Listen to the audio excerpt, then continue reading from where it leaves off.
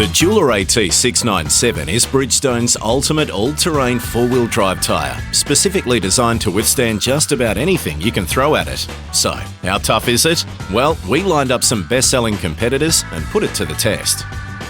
This is a standard tyre strength test, where a steel plunger is forced into the tread until the tyre is punctured. The tyres we're testing all have the same load rating and were all tested under the same conditions. There's the first pop. Let's call it brand C. It was only able to withstand 14.35 kilonewtons at a depth of 7.4 centimetres. This is brand G, a tyre that's supposed to tackle rocks and dirt with ease. And it is punctured by a force of 18.29 kilonewtons at a depth of 8.6 centimetres, and that's even with its additional polyester carcass ply.